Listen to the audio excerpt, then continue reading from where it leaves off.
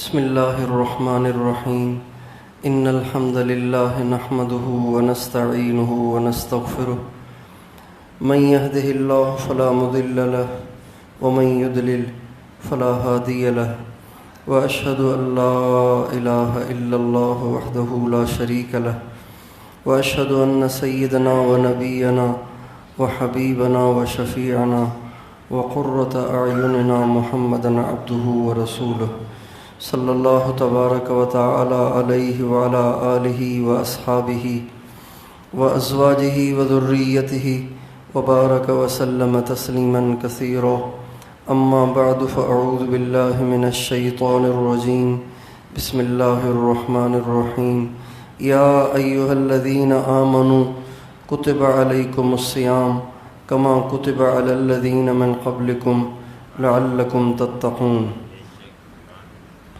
سبحان ربک رب العزة عما یصفون وسلام علی المرسلین والحمد للہ رب العالمین اللہم صل علی سیدنا محمد وعلی آل سیدنا محمد وبارک وسلم۔ میرے محترم دوستو اور بھائیوں اور بزرگوں، اللہ تعالیٰ بڑے رحیم اور کریم ہیں، بڑے مہربان ہیں، اپنے بندوں سے بہت پیار کرتے ہیں، اور اللہ تعالیٰ کا اپنے بندوں سے پیار کیوں نہ ہو جبکہ اسی نے تو ہمیں بنایا ہے، اسی نے ہمیں عدم سے وجود بخشا ہے، اسی نے ہمیں ہمارے سارے وجود کو، بال کو، کھال کو بنایا ہے، اور جب ہم بنے ہوئے ہی اس کے ہیں تو اس کا ہم سے پیار ہونا تو ایک فطری بات ہے۔ اس لیے اللہ تعالیٰ خود فرماتے ہیں خلق الانسان ضعیفا، انسان کمزور ہے، ہم نے اسے کمزور بنایا ہے، لہٰذا انسان سے کوتاہیاں ہونا، اللہ تعالیٰ کے شایان شان اس کی عبادت نہ ہونا اور اس سے غلطیاں ہونا، یہ اس کی بشریت کا ایک تقاضا ہے، اس سے کوتاہیاں ہونا ایک اس کی بشریت کا تقاضا ہے۔ لیکن اللہ تعالیٰ کے کرم پہ قربان جائیں کہ اس نے ہمارے ضعف کی خبر دے کر گویا ہمیں ایک مایوسی سے نکال دیا ہے کہ تم چونکہ کمزور ہو، لہذا اس کی مثال بالکل یوں سمجھ، کسی قاری صاحب کے پاس پڑھنے کے لیے بٹھاتا ہے اور بچے کو قاری صاحب کے پاس بٹھا کے قاری صاحب سے کہتا ہے قاری صاحب یہ میرا بیٹا ہے، آپ اس کو قرآن پڑھائیں، لیکن ذہن کا ذرا کمزور ہے، ذہن کا ذرا کمزور ہے۔ کیا مطلب؟ اس کا مطلب یہ ہے کہ اگر اس سے سبق میں کوئی کچاوٹ رہ جائے، اس سے سبق میں کوئی کوتاہی ہونے لگے تو یہ نہ کہ آپ ڈنڈا لے کے اس کو سیدھا کرنا شروع کر دیں، یہ فطرتاً بیچارہ کمزور ہے، لہٰذا آپ محنت زیادہ کریں اور غلطی ہو جائے تو درگزر کریں اور زور لگائیں۔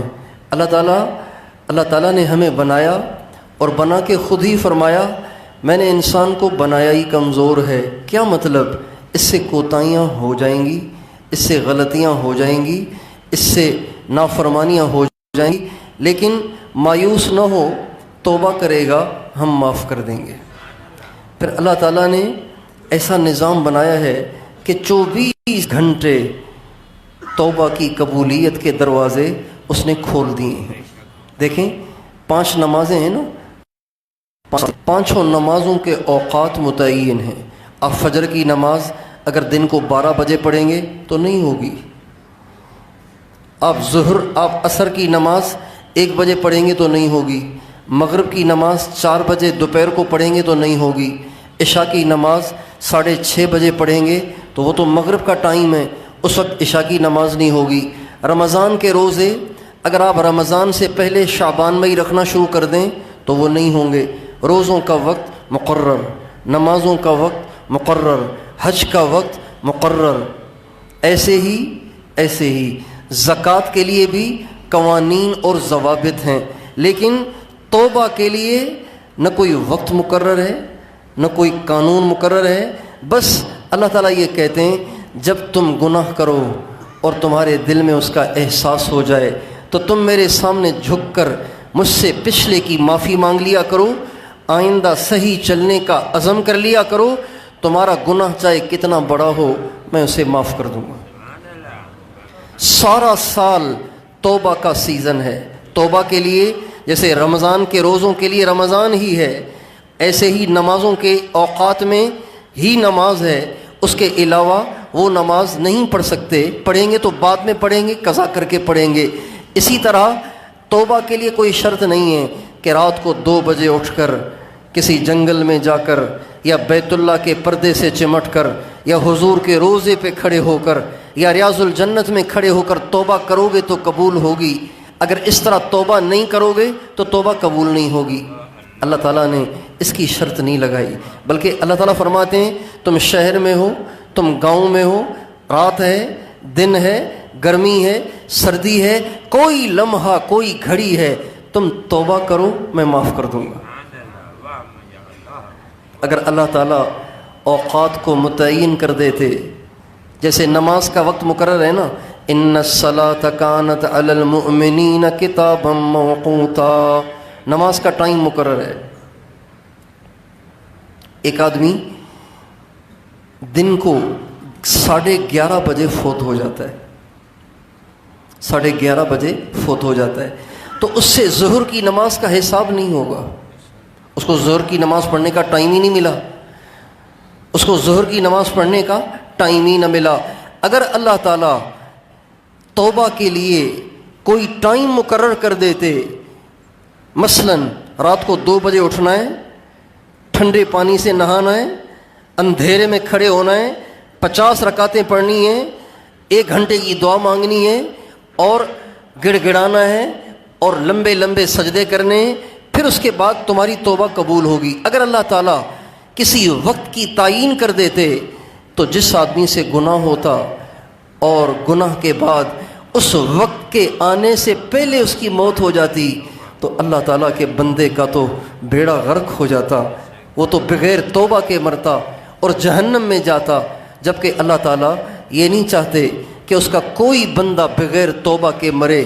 اس لیے 24 گھنٹے باب التوبۃ مفتوح حتی تطلع الشمس من مغربہا، آپ علیہ السلام نے فرمایا توبہ کا دروازہ کھلا ہوا ہے، دن کو بھی رات کو بھی، ہر وقت ہر گھڑی، اور یہ توبہ کا دروازہ بند نہیں ہوگا، یہ کھلا رہے گا یہاں تک کہ قیامت کے قریب سورج مغرب سے طلوع ہو جائے۔ قیامت کے قریب ایک دن ایسا آئے گا، امام مہدی ظہور ہوگا، اس کے بعد دجال کا خروج ہوگا، اس کے بعد عیسیٰ علیہ السلام کا نزول ہوگا اور دجال ہلاک ہوگا، ساری دنیا سے یہودی مٹ جائیں گے، ساری دنیا سے کفر مٹ جائے گا، اسلام ہی اسلام ہوگا، عیسیٰ علیہ السلام بادشاہ بنیں گے، ساری دنیا ان کی پبلک اور ان کی عوام بنے گی۔ یہ دور آنا ہے، اس پہ ہمیں ایمان ہونا چاہیے اور ہر مسلمان کو اس گھڑی کا انتظار ہونا چاہیے۔ ہر مسلمان کو تہہ دل سے، دل کی گہرائیوں سے، دل کی اتھاہ گہرائیوں سے اس وقت کا، اس زمانے کا انتظار ہونا چاہیے کہ اللہ تعالیٰ امام مہدی کو ظاہر فرمائے اور عیسیٰ علیہ السلام کو نازل فرمائے اور دنیا سے کفر اور شرک اور بے دینی کو مٹائے، ساری دنیا میں اسلام اور دین ہو، اللہ کو پوجنے والے ہوں، نبی کریم صلی اللہ علیہ وسلم کے نقش قدم پہ چلنے والے ہوں اور دنیا میں امن و امان ہو۔ ہمارے نبی نے فرمایا جب یہ زمانہ آئے گا تو زمین کے اندر جتنی برکتیں ہوں گی، زمین اپنی ساری برکتیں اگل دے گی، آسمان اپنی ساری برکتیں برسا دے گا، کوئی برکت اور کوئی نعمت ایسی نہیں ہوگی جو اللہ تعالیٰ نے دنیا میں پیدا فرمائی ہو اور وہ ظاہر نہ ہو جائے۔ ایسا امن و امان ہوگا کہ بھیڑیے اور بکریاں کٹھے چرنے لگ جائیں گے، بچے سانپ اور بچھوؤں سے کھیلیں گے، सांप उन्हें डसेगा नहीं, बिच्छू उन्हें डसेगा नहीं। बच्चे सांप और बिच्छुओं से खेलेंगे, शेर से खेलेंगे,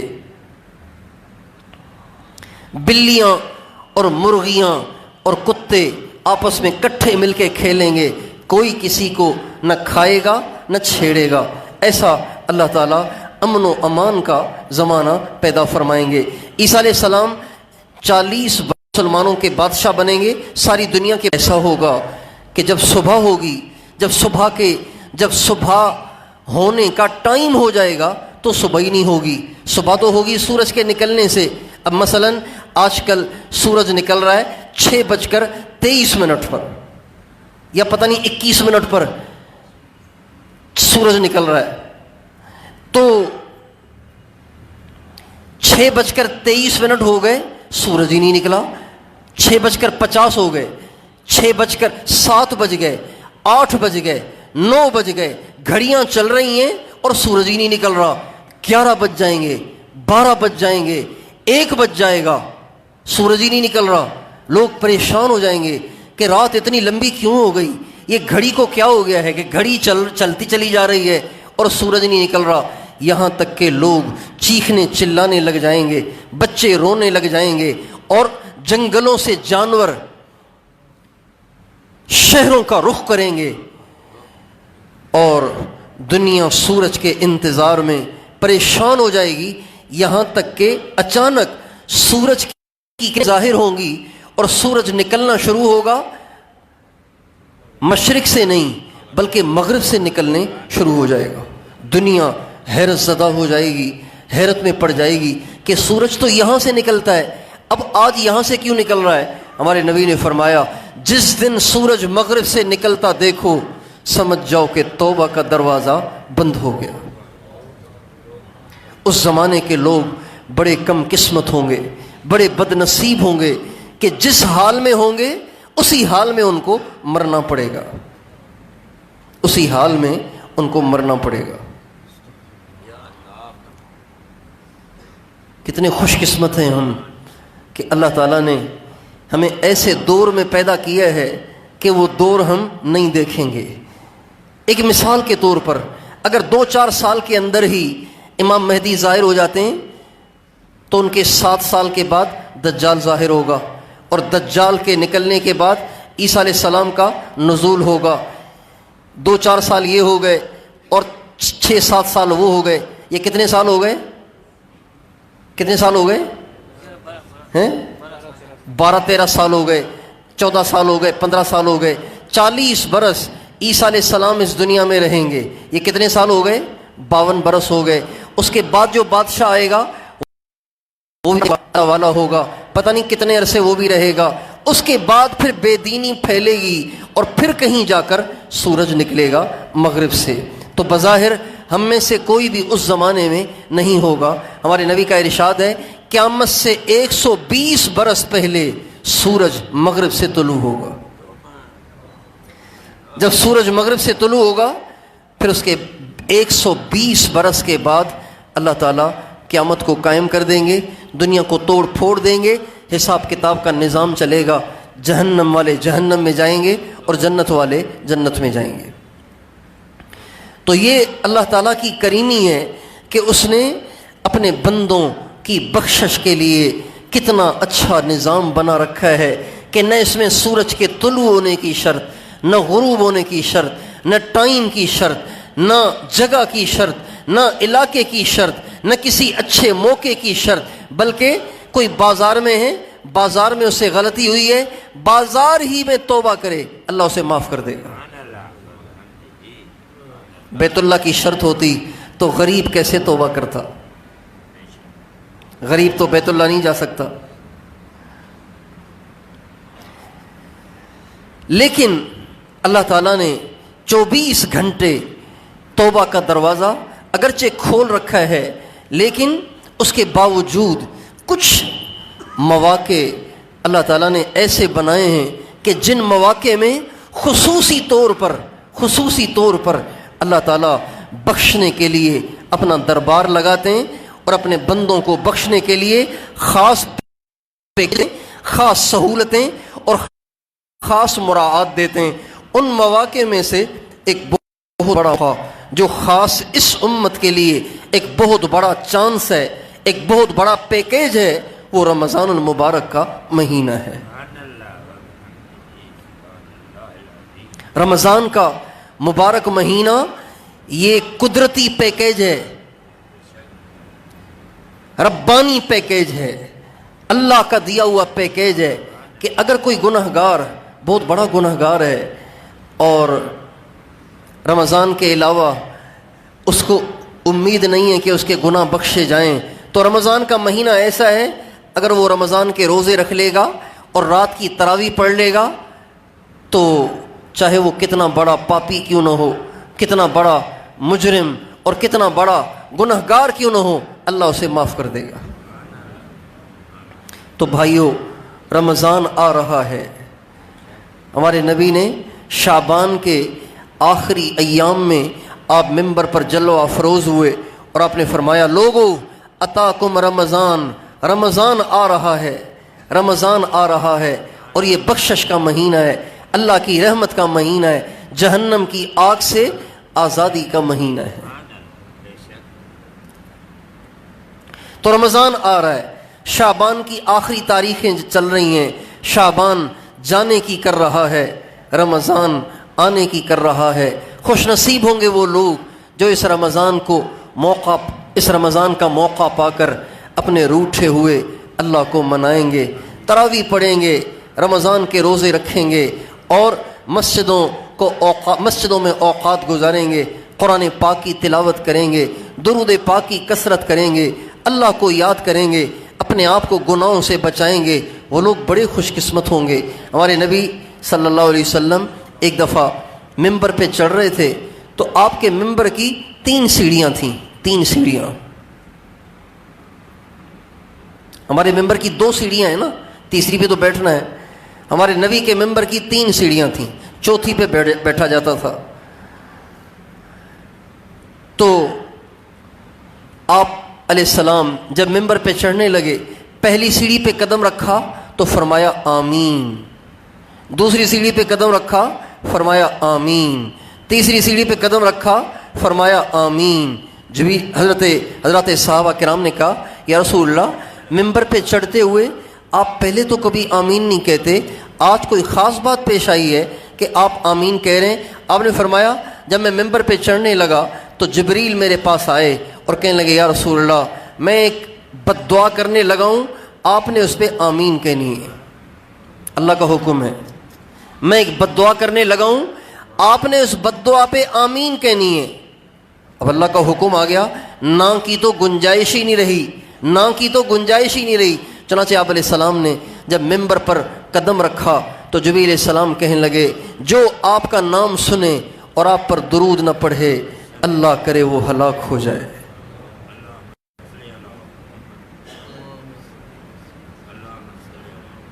اب مجبوراً کہنا پڑا آمین۔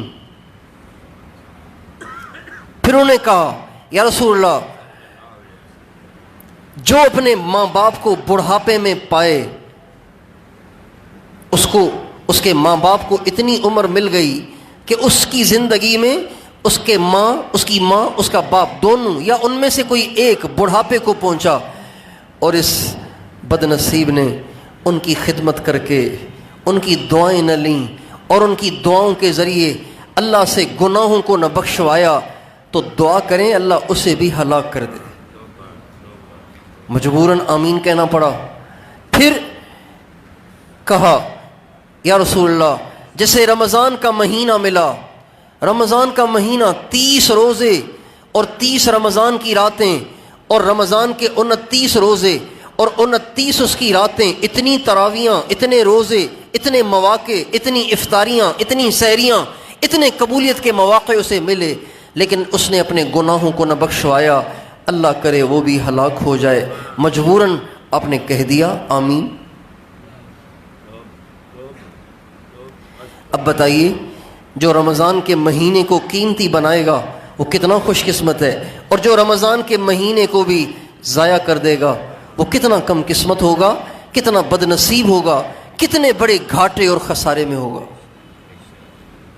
اس لیے رمضان آ رہا ہے، اللہ کی رحمت کا مہینہ اور گناہوں کی بخشش کا مہینہ اور جہنم کی آگ سے آزادی کا مہینہ۔ تو سب سے پہلی بات تو یہ ہے کہ میں اور آپ یہ عزم کریں کہ اس رمضان میں اللہ کو راضی کرنا ہے۔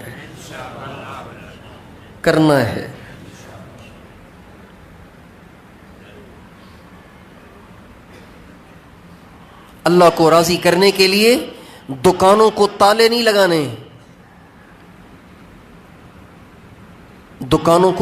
لگانے، زبان کو گدی سے کھینچ کے باہر نکال کے پھینک نہیں دینا ہے، اور پورا مہینہ اپنے بستر کو لپیٹ نہیں دینا ہے اللہ کو راضی کرنے کے لیے۔ بہت آسان ہے، کوئی مشکل نہیں۔ رمضان کے مہینے کو قیمتی بنانا، رمضان کے مہینے میں اللہ کو راضی کر کے چھوڑنا، یہ مشکل نہیں ہے۔ یہ نہیں کہ دکان کو تالا لگا دو، مزدور مزدوری چھوڑ دے، دکاندار دکان کو تالا لگا دے، ملازم دفتر جانا چھوڑ دے، رات کو سونا چھوڑ دے، افطاری میں بھی کھانا نہ کھائے، سحری میں بھی کچھ نہ کھائے، سوکھ کے کانٹا ہو جائے۔ یہ شرائط نہیں ہے۔ اللہ تعالیٰ نے رمضان میں اس کی ذات کو راضی کرنے کے لیے زیادہ مشکل شرائط نہیں لگائیں، بس اتنا کرنا ہے کہ روزہ رکھنا ہے۔ اور روزے میں روزہ رکھنا مشکل نہیں ہے۔ اگر ہم رمضان کے علاوہ جو کھاتے اور پیتے ہیں 24 گھنٹے میں، اس کو ترازو کے ایک پلڑے میں رکھیں، اور رمضان میں جو ہم کھاتے اور پیتے ہیں اس کو ترازو کے دوسرے پلڑے میں رکھیں، تو اللہ کو حاضر ناظر جان کر امانت داری سے آپ جواب دیں، کون سا پلڑا بھاری ہوگا؟ کیوں نہ ہو کہ اللہ کے نبی نے فرمایا رمضان میں مومن کے رزق کو بڑھا دیا جاتا ہے۔ رمضان میں مومن کے رزق کو بڑھا دیا جاتا ہے۔ غریبوں کے گھروں میں بھی جہاں سارا سال سموسے نظر نہیں آتے، ان کے گھروں میں بھی سموسے الگ ہوتے ہیں، اور چکن رول الگ ہوتے ہیں، اور فروٹ چاٹ الگ ہوتی ہے، اور لسیاں الگ ہوتی ہیں، شربت الگ ہوتے ہیں، اسپرائٹ اور مرنڈا الگ ہوتی ہے، اور پتہ نہیں کیا کچھ ہوتا ہے، مجھے تو نام بھی نہیں آتے ان چیزوں کے جو لوگ کھاتے ہیں رمضان میں۔ اس لیے اللہ تعالیٰ نے کھانا بند نہیں کیا، آگے پیچھے کیا ہے، روٹین کو چینج کیا ہے، اور تو کچھ بھی نہیں کیا۔ ناشتہ تو ویسے ہی تھوڑا ہونا چاہیے، پورا سال ہمیشہ ناشتہ تھوڑا ہونا چاہیے۔ جو لوگ ہلکا پھلکا ناشتہ کرتے ہیں وہ ہمیشہ صحت مند رہتے ہیں۔ جو بھاری بھرکم پنجاب والوں کی طرح سے ناشتے میں پائے کھاتے ہیں، حلوے کھاتے ہیں اور چھولے کھاتے ہیں نا، وہ ہمیشہ میدے کے بھی مریض رہتے ہیں، شوگر کے بھی مریض رہتے ہیں، بلڈ پریشر کے بھی مریض رہتے ہیں۔ ناشتہ ہونا چاہیے معمولی اور مختصر۔ ہمارے نبی کا ناشتہ پتہ ہے کیا تھا؟ ہمارے نبی بھی ناشتہ کرتے تھے لیکن لائٹ کرتے تھے، ہلکا کرتے تھے۔ آپ کا ناشتہ کیا تھا؟ آپ رات کو اپنی اہلیہ محترمہ ام المومنین سے فرما دیتے، وہ چند کھجوریں پانی میں بھگو دیتی، ایک گلاس ایک کپ پانی میں بھگو دیتی۔ آپ علیہ السلام صبح سویرے اس پانی کو پی لیتے، کھجوریں کھا لیتے۔ بلکہ ایک حدیث میں آتا ہے آپ وہ کھجوریں کھاتے نہیں تھے، ان کھجوروں میں تھوڑا سا اور پانی ڈال لیتے، شام کو بھی وہ پانی پی لیتے۔ یہ ہمارے نبی کا ناشتہ اور شام کی چائے ہے۔ شام کی چائے یہ ہے اور یہ ناشتہ ہے۔ اور ایک روایت میں یوں بھی آتا ہے آپ علیہ السلام کا ناشتہ یہ تھا کہ آپ علیہ السلام پانی میں تھوڑا سا شہد ڈال کے اس کو ہلا کر پی لیا کرتے تھے، بس یہی ہمارے نبی کا ناشتہ تھا۔ ہمارے ایک بہت بڑے بزرگ تھے حضرت مولانا شاہ عبدالعزیز صاحب دعاجو رحمۃ اللہ علیہ، ٹنڈو آدم میں ان کی قبر مبارک ہے۔ ہمارے حضرت مولانا جمشید صاحب ان کے یہ شیخ تھے، حضرت مولانا جمشید صاحب ان کے خلیفہ تھے۔ حضرت مولانا جمشید صاحب یہ ان کے خلیفہ تھے۔ حضرت مولانا شاہ عبدالعزیز صاحب دعا جو رحمۃ اللہ علیہ کے، شاہ عبدالعزیز صاحب دعا جو رحمۃ اللہ علیہ خلیفہ تھے، شاہ محمد یاسین نگینوی رحمۃ اللہ علیہ کے، اور وہ خلیفہ تھے امام ربانی قطب الارشاد مولانا رشید احمد گنگوہی رحمۃ اللہ علیہ کے۔ تو شاہ عبدالعزیز صاحب رحمۃ اللہ علیہ فرماتے تھے کہ بھئی ناشتے کے شروع میں کیا ہے، ناشتے کے شروع میں کیا ہے، ناشتے کے شروع میں نا ہے نا، ناشتہ، تو شروع میں نا ہے، تو تم سمجھ جاؤ نا کہ ناشتہ ہونا چاہیے نہ ہونے کے برابر۔ ناشتے کے شروع میں نا ہے، یعنی برائے نام تھوڑا سا ہلکا پھلکا ناشتہ، تو ناشتہ تو ویسے ہی تھوڑا ہونا چاہیے، برائے نام ہونا چاہیے، کھانا کھانا چاہیے صحیح طریقے سے دوپہر کو 11 ساڑھے 11 بجے، اور اس کے بعد پھر تھوڑا سا لیٹ جانا چاہیے۔ یہ ہمارے نبی کی سنت ہے۔ سنت کی نیت سے اس وقت لیٹنا 1000 نہیں 1 کروڑ سال کی نفلی عبادت سے بہتر ہے۔ دوپہر کو کھانے کے بعد تھوڑی دیر کے لیے ہمارے نبی کی سنت سمجھ کے لیٹ جانے کا جو اجر ہے وہ 1000 نہیں 1 کروڑ برس نفلی عبادت کرنے سے بہتر ہے۔ بات سے بات نکلتی ہے، یہ جو آج کل لوگوں کو ٹینشن کا مرض لاحق ہو گیا ہے نا، تھوڑی تھوڑی بات کو دل پہ لے لیتے ہیں اور پھر اسے سوچتے رہتے ہیں یہاں تک کہ ڈپریشن میں چلے جاتے ہیں، اور عمومی طور پر لوگوں کے مزاج چڑچڑے ہوتے چلے جا رہے ہیں، چڑچڑے، بیوی کو سنا دی، بچے کو سنا دی، اس کو سنا دی، پڑوسیوں سے بگاڑی ہوئی ہے، بھائیوں سے بگاڑی ہوئی ہے، رشتہ داروں سے بگاڑی ہوئی ہے، اس لیے کہ کسی کی شکل اچھی نہیں لگتی، چڑچڑے ہوئے نفسیاتی مریض ہوئے۔ اس کی ایک وجہ، کئی وجہ ہیں، اس کی ایک وجہ دوپہر کے کھانے کے بعد نہ لیٹنا بھی ہے۔ ایک سنت کو چھوڑنے کا یہ خمیازہ بھگت رہے ہیں۔ آج ہم اور آپ کتنے گھروں میں طلاقیں ہو گئیں صرف مزاج کے چڑچڑے پن کی وجہ سے، اور چڑچڑا پن دوپہر کے کھانے کے بعد نہ لیٹنے کی وجہ سے۔ اس لیے ہمیں اس کا اہتمام کرنا چاہیے کہ دوپہر کے کھانے کے بعد تھوڑی دیر ضرور لیٹا کریں، اپنے نبی کی سنت سمجھ کے لیٹا کریں گے انشاءاللہ۔ یقین جانیے سارا گھر دوپہر کے کھانے کے بعد اگر تھوڑی دیر لیٹ جایا کرے تو گھروں کی نفرتیں محبتوں سے بدل سکتی ہیں، لڑائیاں ختم ہو سکتی ہیں، طبیعت کا چڑچڑاپن ختم ہو سکتا ہے، طبیعت کا غصہ ختم ہو سکتا ہے، طبیعتیں ٹھنڈی ہو سکتی ہیں اگر دوپہر کے کھانے کے بعد کیلولے والی سنت کو ہم اور آپ زندہ کرنا شروع کر دیں۔ تو کھانا ہی 2 وقت چاہیے، ناشتہ تو نہ ہونے کے برابر، باقی رہ گیا دوپہر کا کھانا اور رات کا کھانا۔ تو دوپہر کا کھانا آپ کا فجر سے پہلے چلا جاتا ہے، رات کا کھانا آپ جو 10 بجے کھاتے ہیں وہ سمٹ کر مغرب پہ آ جاتا ہے۔ تو کھانا تو اللہ نے چھڑوایا ہی نہیں، صرف ٹائمنگ کو آگے پیچھے کیا ہے، صرف روٹین کو اللہ نے تبدیل کیا ہے اور چینج کیا ہے۔ تو روزہ کتنا آسان ہو گیا، روزہ کتنا آسان ہو گیا۔ اور اللہ تعالیٰ کو اس کی ضرورت نہیں ہے کہ ہم اپنی روٹین کو چینج کریں، کو آگے پیچھے کریں، پینے کو آگے پیچھے کریں۔ اللہ کو اس سے کیا سروکار، اللہ کہتے ہیں اے میرے بندو، اے ایمان والو، تم پہ جو روزے فرض کیے ہیں نا، تم پہ جو سال میں 1 دفعہ روزے فرض کیے ہیں، اپنی ذات کی وجہ سے نہیں، مجھے کوئی غرض نہیں ہے تمہارے کھانے کو آگے پیچھے کرنے سے، میرے بندو میں تو تمہارے بھلے کے لیے کرتا ہوں، تمہارے اوپر جو روزے فرض کیے ہیں نا تمہارے بھلے کے لیے کیے ہیں۔ کیوں؟ لعلکم تتقون، روزے اس لیے فرض کیے ہیں تاکہ تم متقی بن جاؤ، اور متقی بنے بغیر تم میرے قریب ہو نہیں سکتے، میرے فرما بردار بن نہیں سکتے، جنت کے حقدار بن نہیں سکتے۔ اللہ تعالیٰ فرماتے ہیں ان المتقین فی جنات وعیون، متقی ہوں گے جنتوں میں۔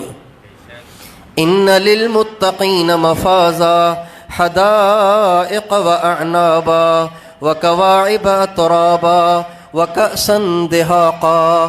متقیوں کے لیے کامیابی ہے، متقیوں کے لیے جنت کے باغات ہیں، اور جنت کے بھرے ہوئے جام ہیں، اور جنت کی حوریں ہیں جو ان کے ہم عمر ہیں، یہ متقیوں کو ملیں گی.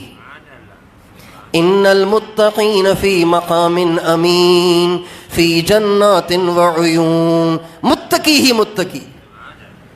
متقی بنے بغیر جنت میں آدمی جا ہی نہیں سکتا. متقی بنے بغیر انسان جنت میں نہیں جا سکتا. تو میں تو تمہارے بھلے کے لیے کہتا ہوں کہ تم کھانے کو آگے پیچھے کرو، جس طرح میں بتا رہا ہوں اس طرح روزے رکھو، تمہارے بھلے کے لیے کہہ رہا ہوں.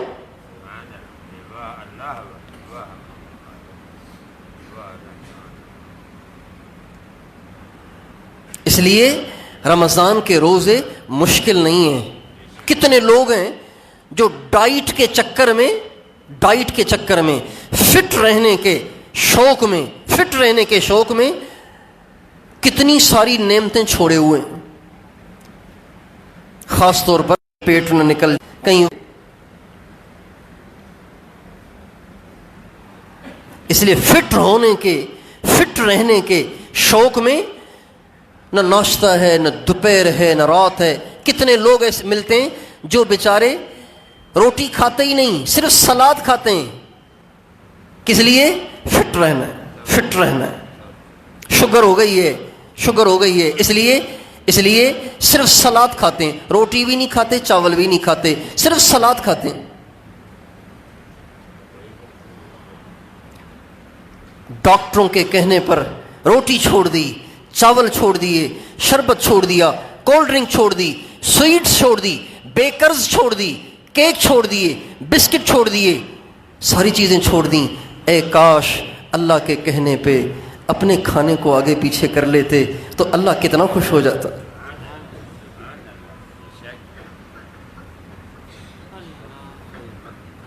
اللہ تعالیٰ سوچتے تو ہوں گے نا، اللہ تعالیٰ سوچتے تو ہوں گے نا کہ یہی ہے وہ جو ڈاکٹروں کے کہنے پر اتنا کچھ کر لیتے ہیں، اور میرے کہنے کی اتنی بھی ویلیو نہیں ہے، میرے حکم کی اتنی بھی ویلیو نہیں ہے ان کی نظروں میں.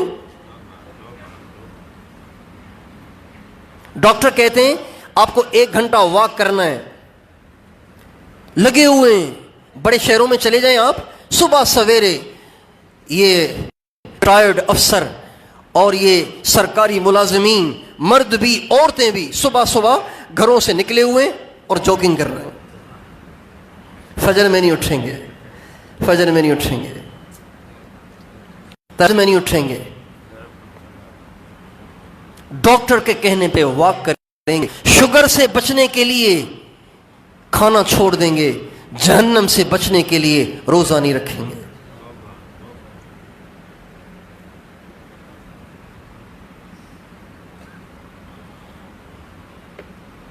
میرے بندے، میں اپنے کلام کے ذریعے تجھ سے باتیں کرتا ہوں، تو توجہ نہیں دیتا. کیا میں تیری نظر میں تیرے دوستوں سے زیادہ ذلیل ہو گیا ہوں؟ میں تیری نظر میں تیرے دوستوں سے زیادہ ذلیل ہو گیا ہوں؟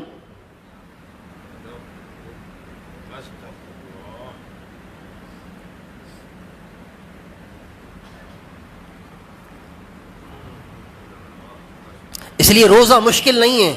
نیت کریں روزہ رکھنا ہے، روزے چھوڑے نہیں. ہمارے نبی کا ارشاد ہے، جس نے رمضان کا روزہ چھوڑ دیا، ساری زندگی وہ روزے رکھے، اس ایک روزے کی تلافی نہیں کر سکتا. ایک روزے کی تلافی ساری زندگی کے روزے رکھ کر بھی اس ایک روزے کی تلافی نہیں کر سکتا وہ.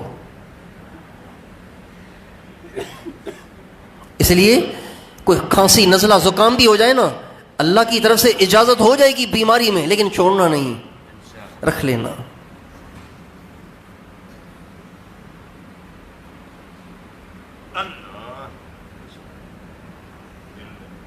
دو چیزیں ہیں رمضان میں، مین چیزیں، اہم چیزیں دو، ایک روزے اور ایک تراویح.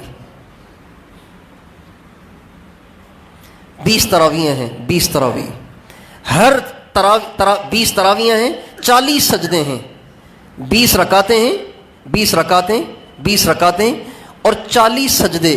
ہمارے نبی کا ارشاد ہے ہر سجدے پر اللہ تعالیٰ 1500 نیکیاں عطا فرماتے ہیں، 1500 نیکیاں۔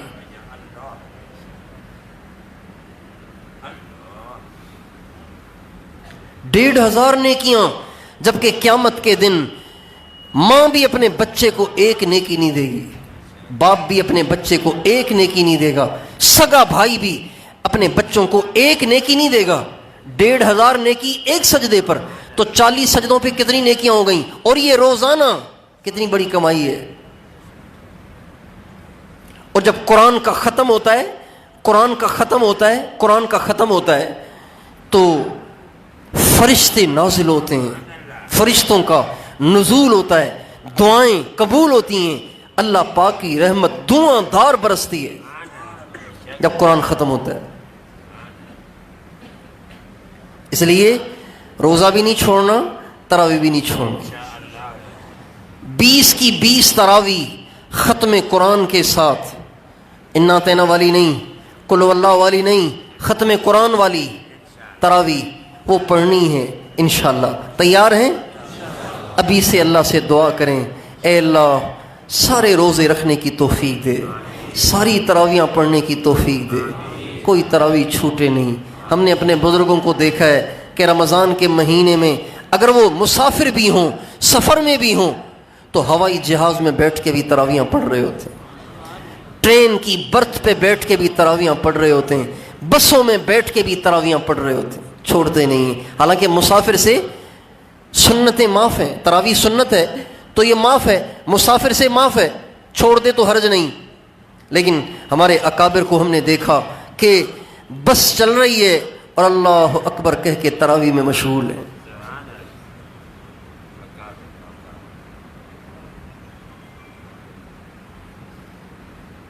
بس کی بات چھڑی ہے تو اس کی وضاحت کر دوں کہ نفل نماز چلتی گاڑی میں جس طرف گاڑی جا رہی ہو اس طرف منہ کر کے بیٹھ کر پڑھ سکتے ہیں۔ نفل نماز اشراق ہے، چاشت ہے، اوابین ہے، تہجد ہے، یا ویسے ہی 2 رکعت ہیں، صلاۃ التوبہ ہے، صلاۃ الحاجت ہے، یا کوئی سا بھی نفل ہے، آپ چلتی گاڑی میں جس طرف گاڑی کا رخ ہے اس طرف منہ کر کے پڑھ سکتے ہیں۔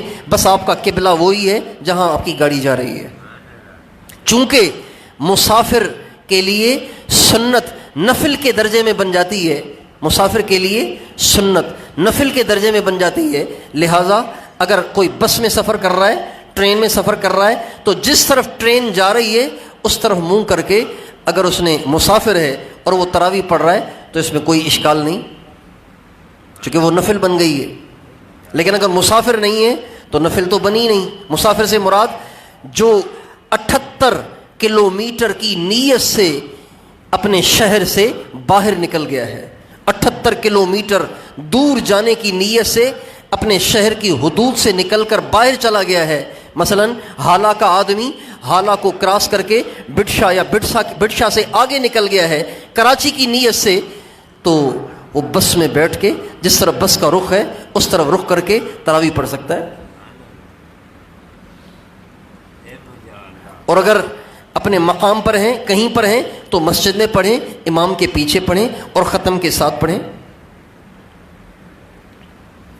تو روزہ بھی رکھنا ہے، تراویح بھی پڑھنی ہے۔ تیار ہیں؟ تیار ہیں؟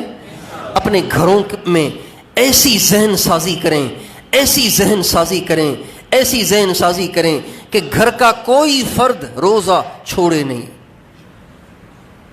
مائیں اپنے بچوں کو پیار سے گلے لگا کر سمجھائیں، ان کے سر پہ ہاتھ پھیر کے سمجھائیں، ان کی ٹھوڑی پہ ہاتھ رکھ کے سمجھائیں، پھر بھی نہ سمجھیں اپنے دوپٹے اتار کے ان کے قدموں میں ڈال کے سمجھائیں، بیٹا روزہ نہ چھوڑو، اس لیے کہ اس کی تلافی ہو ہی نہیں سکتی۔ اور کیا پتا اگلا رمضان ملے گا کہ نہیں ملے گا۔ کتنے تھے پچھلے رمضان میں تھے، اس وقت نہیں ہے، پچھلے رمضان میں تھے، اس دفعہ وہ نہیں ہیں. ہمارے بابا پچھلے رمضان میں ہم کٹھے تراویاں پڑھیں، پورا قرآن سنا، آج وہ نہیں ہے. ہمارے مسجد کے ہمارے ایک عزیز یہاں پہ بھائی نور محمد، چاچا نور محمد، چاچا نورل کہتے تھے ان کو، یہ پہلی صف میں. ابھی میں پچھلے سال چلے سے واپس آیا نا، جب چلے سے واپس آیا تو جو ہی جوتی اتارنے کی جگہ میں پہنچا تو سب سے پہلے آگے بڑھ کر استقبال انہوں نے کیا تھا. وہ ذرا مزاحیہ تھے نا، مزاحیہ تھے وہ.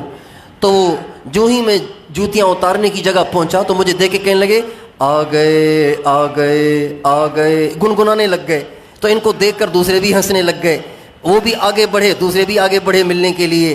تو اس دفعہ پچھلے ہفتے جب میں یہاں جوتیاں اتارنے کی جگہ پہنچا تو میری فوراً پہلی نظر ان کی کرسی کی طرف گئی کہ ہائے، پچھلے سال جب میں چلے سے واپس آیا تو اسی کرسی پہ بیٹھے ہوئے اس بابے نے میرا استقبال کیا تھا، آج وہ قبر میں سو رہا ہے.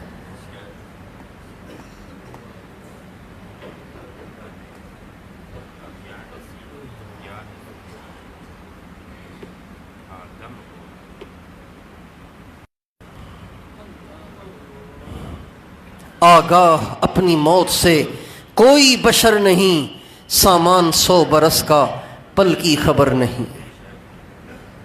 ضروری نہیں ہے کہ اگلا رمضان بھی ہمیں مل جائے، اس لیے اس رمضان کو آخری رمضان سمجھ کر گزارنے کی کوشش کریں.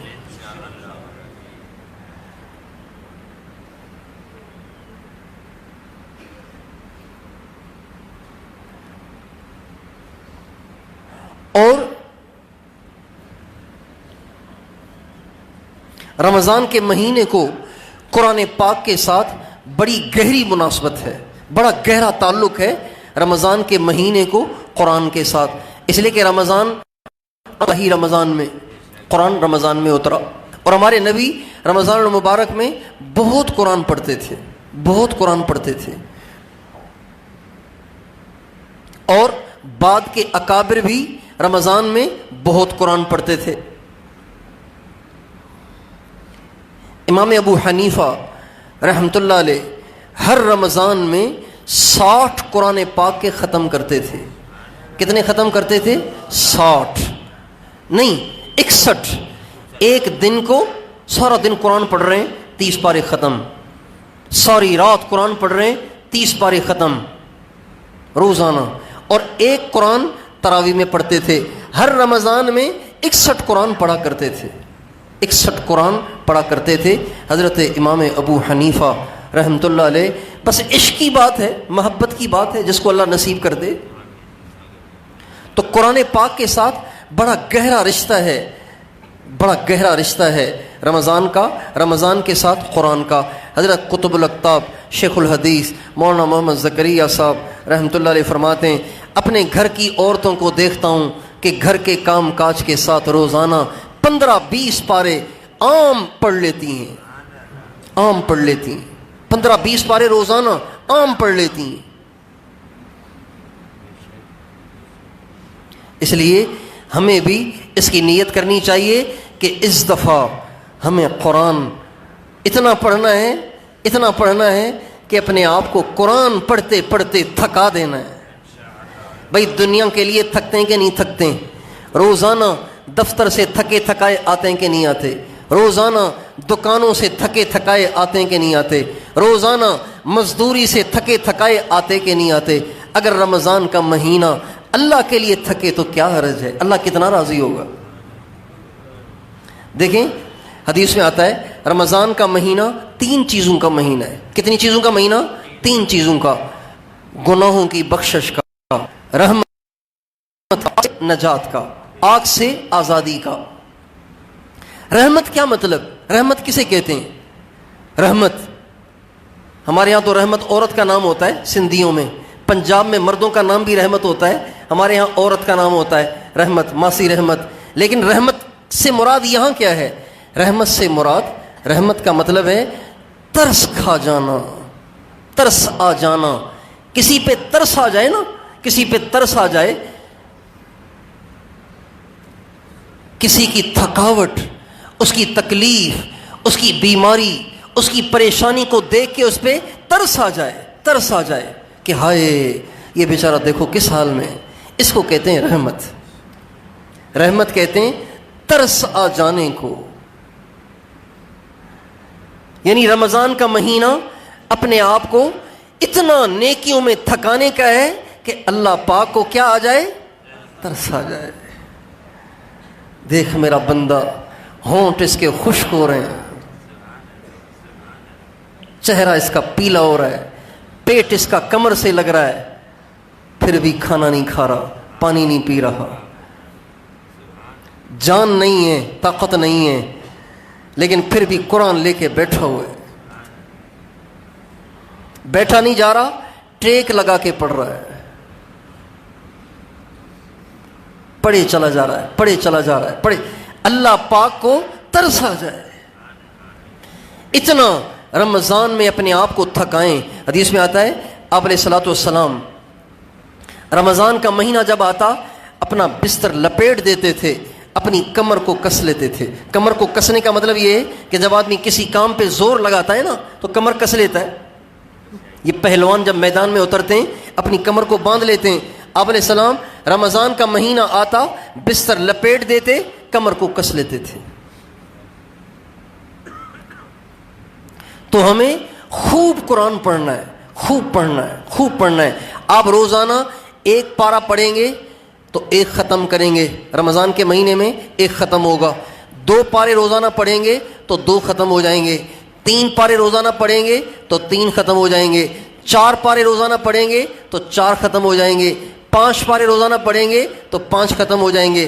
10 پارے پڑھیں گے تو 10 ختم ہو جائیں گے. ایک پارہ پڑھنے میں عام طور پر 20 منٹ لگتے ہیں. کسی کو آدھا گھنٹہ لگے گا، کوئی 15 منٹ میں بھی پڑھ لے گا.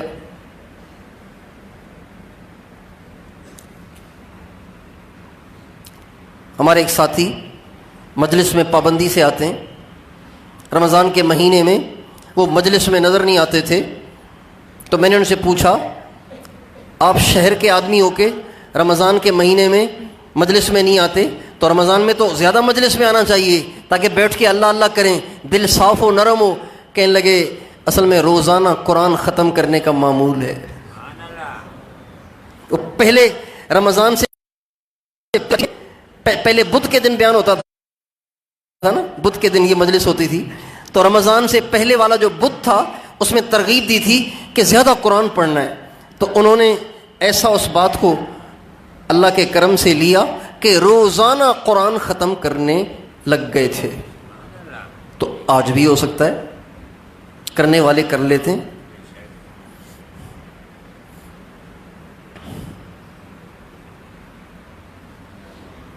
تو کیا خیال ہے اس دفعہ رمضان کو قرآن کا مہینہ بنا دیں ہم؟ کیا خیال ہے؟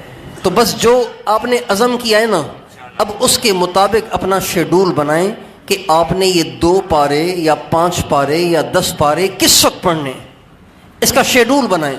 شیڈول نہیں بنائیں گے تو بات قابو میں نہیں آئے گی. آپ وقت مقرر کریں کہ کون سا میری تلاوت کا وقت ہے. عصر سے لے کے مغرب تک میں نے کسی سے بات نہیں کرنی، صرف قرآن پڑھنا ہے. مثلا فجر سے لے کے اشراق تک میں نے کسی سے بات نہیں کرنی، صرف قرآن پڑھنا ہے. مثلا یا ظہر کے بعد 1 گھنٹے تک میں نے صرف قرآن پڑھنا ہے، کسی سے بات نہیں کرنی. کوئی بھی آپ اپنا شیڈول بنا لیں اور پھر جو آپ نے عزم کیا ہے اس کو نبھانے کی نیت کر لیں. تیار ہیں انشاءاللہ؟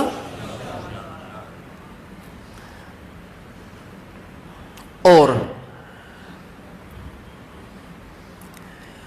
پچھلی دفعہ یہ بات عرض کی تھی کہ رمضان کے مہینے میں جس نیکی کو آپ پابندی سے کریں گے وہ سارا سال پابندی سے ہوگی. رمضان کے مہینے میں جس گناہ میں آپ مبتلا ہوں گے سارا سال آپ سے وہ نہیں چھوٹے گا، چاہے آپ کتنا زور لگا لیں. رمضان کے مہینے میں جس کی تکبیر اولیٰ فوت ہوگی وہ سارا سال تکبیر اولیٰ فوت کرے گا. جو رمضان کے مہینے میں تہجد نہیں پڑھے گا وہ سارا سال تہجد میں سستی کرے گا. اس لیے ہمیں رمضان کے مہینے کو بہت زیادہ سنبھل کر گزارنا ہے، اپنے آپ کو پابند کرنا ہے، اور رمضان سے پہلے اللہ سے مانگ کر اپنے رمضان کو صحیح گزروانے کا فیصلہ بھی کروانا ہے اور اپنا شیڈول بھی ایسا بنانا ہے کہ ہمارا کوئی عمل متاثر نہ ہو، خراب نہ ہو، اور کوئی ہم سے گناہ نہ ہو۔ جو لوگ جن کی گارمنٹس کی دکانیں، کپڑے کی دکانیں یا ایسی دکانیں جن پہ عورتوں کا آنا جانا زیادہ ہے، تو وہ رمضان سے پہلے سوچیں کہ انہوں نے کیا کرنا ہے، پہلے سوچیں کہ انہوں نے کیا کرنا ہے۔ جو دفتروں میں کام کرتے ہیں، لڑکیاں ان کے ساتھ کام کرتی ہیں، وہ پہلے سوچیں کہ انہوں نے رمضان میں کیا کرنا ہے۔ یا تو چھٹی لے لیں، چھٹی لے لیں، یا پھر کوئی ترتیب بنائیں کہ رمضان میں کسی عورت پہ نظر نہ پڑے، ورنہ سارا سال آپ اس برائی میں مبتلا رہیں گے، اور اگر اسی حال میں آپ دنیا سے چلے گئے تو پھر دیکھ لیں کہاں جائیں گے۔ اس لیے رمضان سے پہلے ہی ہمیں رمضان کا نظام بنانا ہے۔ اور رمضان کے مہینے اللہ تعالیٰ نے کیوں فرض کیے ہیں، اس کو بھی سارا مہینہ ہم اپنے مد نظر رکھیں کہ اللہ تعالیٰ مجھ سے کیوں روزے رکھوا رہا ہے۔ کیا آٹا کم ہو گیا ہے خزانوں میں کہ اللہ کہہ رہا ہے کہ اب ذرا ہاتھ ہلکا رکھو، اس لیے کہ روٹی کم آئے گی، آسمان سے رزق اب کم آئے گا، ذرا ہاتھ ہلکا رکھو۔ جیسے ہم تبلیغ میں جاتے ہیں نا، تبلیغ میں جاتے ہیں تو خدمت والے جب دسترخوان بچھاتے ہیں اور روٹی سالن تقسیم کرتے ہیں، مقامی کچھ لوگ آ کے دسترخوان پہ بیٹھ جائیں تو ساتھی خدمت والے کہتے ہیں بھائی ساتھی ذرا اکرام سے کھائیں۔ کیا مطلب؟ کھانا پکایا تھا 10 کا، دسترخوان پہ بیٹھ گئے 15، لہٰذا اب ذرا ہاتھ ہلکا رکھیں، یہ مطلب ہوتا ہے۔ تو اللہ تعالیٰ یہ نہیں کہہ رہے آبادی بڑھ گئی ہے لہٰذا رمضان کا روزہ آ رہا ہے ذرا ہاتھ ہلکا رکھو، آبادی بڑھ گئی ہے روزی وہی ہے، یہ مطلب نہیں ہے۔ رمضان کا روزہ کیوں ہے؟ لعلکم تتقون، میرے بندو تمہیں متقی بنانا چاہتا ہوں۔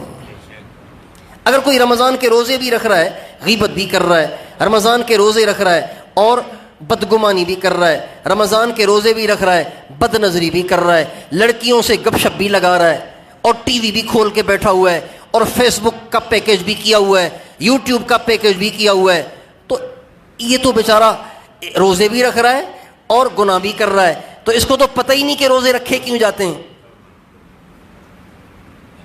اس لیے رمضان کے روزے کیوں رکھے جا رہے ہیں، یہ مد نظر ضرور رہے تاکہ ہم گناہوں سے بچتے رہیں۔ اصل میں بات یہ ہے، سنیں، بات یہ ہے کہ انسان کا جو معدہ ہے نا، معدہ دیکھیں ادھر، انسان کا معدہ یہاں ہے، سینے سے نیچے، ناف سے اوپر، سینے سے نیچے، یہ انسان کا معدہ ہے۔ اور انسان کے معدے کا جو منہ ہے نا، منہ وہ بالکل یوں ہے، اور بالکل اس کی سیدھ میں انسان کا دماغ ہے، اور بالکل اس کی سیدھ میں انسان کا مثانہ ہے۔ مثانے اور دماغ کا انسان کے معدے کے ساتھ گہرا تعلق ہے۔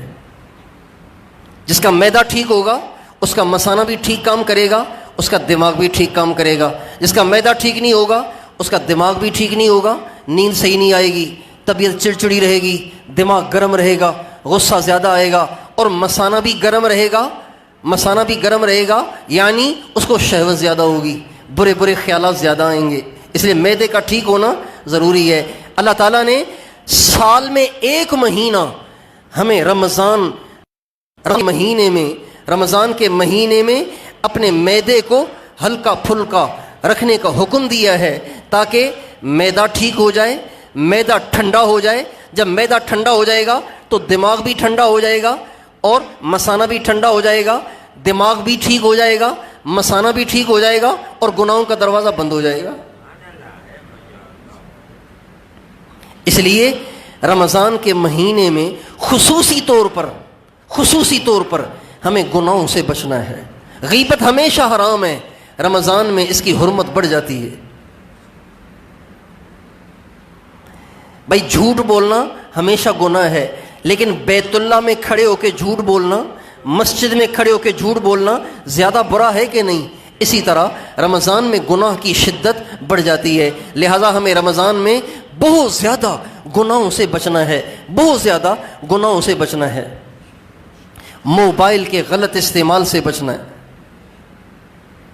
اور ٹیلی ویژن کے استعمال سے بچنا ہے. بعض لوگ آج کل بہت سارے لوگوں نے ٹیلی ویژن پہ ایسے پروگرام بنائے ہوئے ہیں جن پروگراموں میں نعتیں سنائی جاتی ہیں، تقریریں سنائی جاتی ہیں اور پتہ نہیں کیا کچھ سنایا جاتا ہے، مسائل سکھائے جاتے ہیں.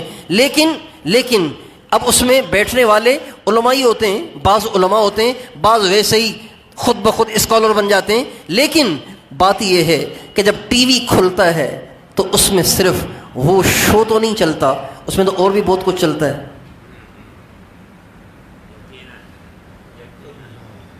اس لیے جہاں آپ کو ایمان کا خطرہ ہے تو اس میں ہاتھ ہی نہ ڈالیں. احتیاط اسی میں، احتیاط اسی میں.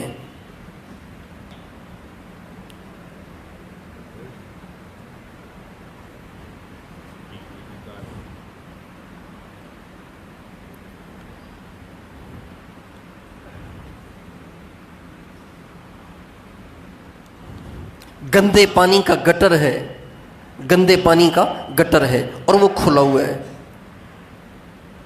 اب ایک یہ ہے کہ آپ ذرا گٹر سے ہٹ کر گزریں، ایک یہ کہ آپ بالکل اس کی منڈیر پہ پاؤں رکھ کے گزریں. تو بھائی منڈیر پہ پاؤں رکھنے کی ضرورت کیا ہے؟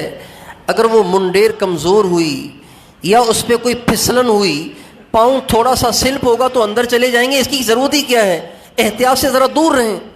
تو اس لیے رمضان کے مہینے میں اس ٹی وی سے دور ہی رہیں، کیبل سے دور ہی رہیں، انٹرنیٹ سے دور ہی رہیں. کہیں کوئی ایمان پہ ڈاکہ نہ ڈال لے، کہیں آپ کا روزہ خراب نہ ہو جائے، کہیں آپ کا رمضان خراب نہ ہو جائے. ہمارے نبی نے فرمایا رمضان کے مہینے میں اگر کوئی تم سے جھگڑنے لگے تو اس کو کہہ دو میرا روزہ ہے.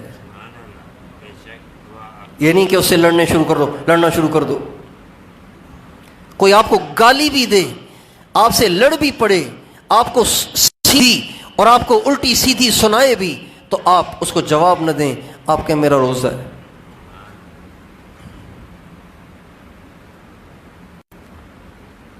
ایک آدمی کی کسی ٹرین میں بکنگ ہے،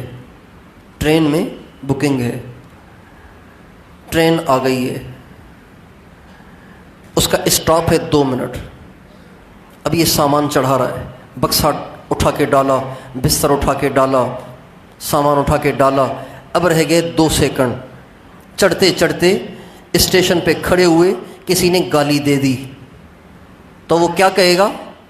جانے دو ٹرین کو، سامان کو بھی جانے دو، میں تم سے نمٹتا ہوں. ایسے تو نہیں کہے گا نا. وہ کہے گا ٹرین کا اسٹاپ ہوتا تو میں تجھے سکھا دیتا، لیکن کیا کروں، ٹرین کا ٹائم ہو گیا ہے، گھنٹی بج گئی ہے، لہذا السلام علیکم. کہ بھئی ایسے ہی کہے گا کہ نہیں کہے گا؟ بس یہی کہنا ہے ہمیں رمضان میں کہ بھائی کوئی جھگڑنے لگے، کوئی برا بھلا کہہ دو بھائی میرا روزہ ہے. اس کا مطلب یہ نہیں کہ رمضان کے بعد نمٹ لیں گے، یہ مطلب نہیں ہے اس کا. اس کا مطلب ہے رمضان کا مہینہ ہے، لہٰذا میں تجھے معاف کرتا ہوں، آج بھی نہیں کہوں گا، رمضان کے بعد بھی کچھ نہیں کہوں گا. یہ نہیں کہ عید کے دن آپ اس کے گھر پہنچ جائیں، رمضان چلا گیا ہے میں بھی آ گیا ہوں.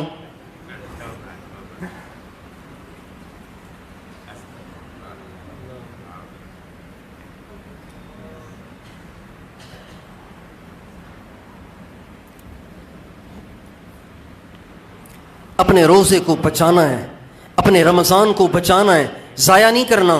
کسی کی وجہ سے کوئی اپنا نقصان کرتا ہے کیا؟ کسی کی وجہ سے کوئی اپنا نقصان کرتا ہے؟ کوئی بھی نہیں کرتا. اس لیے ہمیں اس رمضان کے سیزن کو اچھے طریقے سے کمانا ہے، اچھے طریقے سے کمانا ہے، اللہ کو راضی کرنا ہے. ہمارے نبی کا ارشاد ہے رمضان کے مہینے میں اپنے مزدور اور ملازم کا بوجھ ہلکا کیا کرو. اپنے مزدور اور ملازم کا بوجھ ہلکا کیا کرو. مزدور سے مراد صرف مزدور ہی نہیں ہے، بلکہ مزدور سے مراد ہر وہ شخص ہے جو آپ کی خدمت پر متعین ہے. اس میں مائیں بھی آ جاتی ہیں، بیویاں بھی آ جاتی ہیں، بیٹیاں بھی آ جاتی ہیں، بہنیں بھی آ جاتی ہیں، گھر میں کام کرنے والی ماسیاں بھی آ جاتی ہیں، اور دکان پہ کام کرنے والے ملازم بھی آ جاتے ہیں. لہذا آپ سب، اگر آپ کے گھر کے سارے کام آپ کی والدہ کر رہی ہے، آپ کی بیوی کر رہی ہے، آپ کی بہنیں کر رہی ہیں، تو رمضان کے مہینے میں اپنے نبی کا حکم مانتے ہوئے ان کو ایک دو ماسیاں رکھ کر دے دو، تاکہ کام کچھ تقسیم ہو جائے اور ان کا بوجھ ہلکا ہو جائے، اللہ کے نبی کا فرمان پورا ہو جائے. سمجھ گئے؟ اور اگر آپ کے گھر میں کام کرنے والی ایک ماسی ہے تو دو ماسیاں کر دو، تاکہ ماسی کا بوجھ ہلکا ہو جائے. آپ کی دکان پہ ایک ملازم ہے، دو کر لو. دو نہیں کر سکتے تو دکان کا ٹائم گھٹا دو. ویسے آپ کی دکان مغرب تک کھلی رہتی ہے، اب آپ 5 بجے دکان بند کر دیں، 1 گھنٹہ کم کر لیں، تاکہ وہ بھی اپنے بچوں کے ساتھ جا کے افطاری کر سکے. تو جو آپ کی خدمت پر مامور ہے اس کے کام کو کم کرنا ہے، اس پر بوجھ کم کرنا ہے. ایسے نہ ہو کہ آپ رمضان کے مہینے میں، ظاہری بات ہے رمضان کے مہینے میں جب آدمی پیٹ خالی ہوتا ہے اور پھر تھوڑی بات ناگوار پیش آتی ہے تو غصہ تو آتا ہے. تو ایسے نہ ہو کہ آپ رمضان میں اپنی بیوی کا بوجھ ڈبل کر دیں، اپنی ماں کا بوجھ ڈبل کر دیں، اپنی بہنوں اور اپنی گھر کی ماسیوں کا بوجھ ڈبل کر دیں. ایسے نہ کریں، ان کا بوجھ ضرور کم کریں، ان کا بوجھ، ان کا کام ضرور کم کریں. کریں گے انشاءاللہ؟ اور یوں بھی ہو سکتا ہے اگر آپ کے پاس ماسی کی گنجائش نہیں ہے تو آپ بیوی سے کہیں بیگم روٹی آپ پکائیں، سالن میں پکا لوں گا، سلاد میں کاٹ دوں گا، سبزی میں کاٹ دوں گا. کسی کو سالن پکانا نہیں آتا تو سبزی تو کاٹ سکتا ہے، آلو تو چھیل سکتا ہے.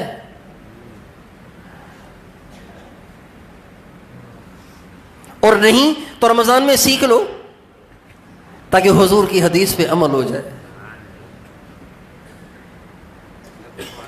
اس حدیث پہ عمل کرنا ہے، اس حدیث پہ عمل کرنا ہے. کسی بھی صورت میں کوئی ایسا ذریعہ بناؤ کہ جو آپ کی خدمت پر مامور ہیں، چاہے وہ گھر کے افراد ہیں یا ملازمین ہیں، ان کا بوجھ کم کرنا ہے. اپنے اوپر لینا ہے یا ملازمین کو بڑھا کے تقسیم کرنا ہے، وہ آپ کی مرضی، لیکن ان کا بوجھ کم کرنا ہے. اور نہیں تو کم از کم یہ مرد جب ان کی بوتلیں خالی ہوتی تو ان کو بھرج کے فرج میں ہی رکھ لیا کریں. یہ مرد ایسے نکمے ہوتے ہیں، عام طور سے پانی پیتے ہیں اور بوتل خالی کر کے وہیں پھینک دیتے ہیں. یعنی پانی کی بوتل بھی بھر کے عورت رکھے، جانور کی طرح استعمال کیا جاتا ہے ہمارے گھروں میں. جو 100 گھر عورتیں ہیں ان کو، اور جو ہیں ہی بازاری عورتیں ماڈرن یونیورسٹیز اور کالجز کی پڑھی ہوئی، جن کو گھر کے کام کاج کا کچھ پتہ ہی نہیں ہوتا، وہ تو بیچاری ویسے ہی آزاد ہیں. اس لیے اپنے گھر والوں کا بوجھ ہمیں رمضان میں کم کرنا ہے. کریں گے انشاءاللہ؟ کریں گے انشاءاللہ. اگر آپ نے کم کیا تو انشاءاللہ مجھے بھی عورتوں کی دعائیں مل جائیں گی، آپ کو بھی عورتوں کی دعائیں مل جائیں گی.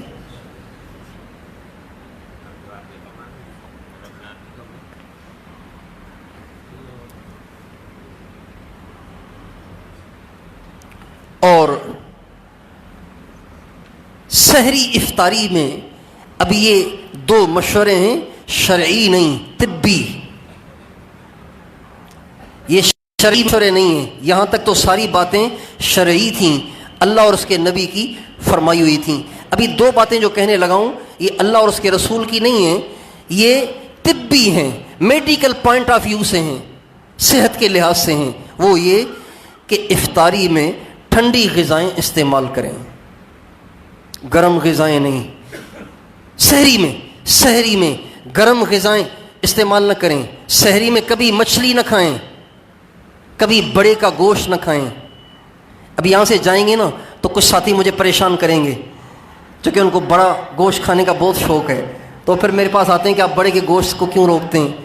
لیکن صحیح بات یہ ہے کہ طبی لحاظ سے، صحت کے لحاظ سے گرم غذاؤں سے سحری میں بچنا ہے.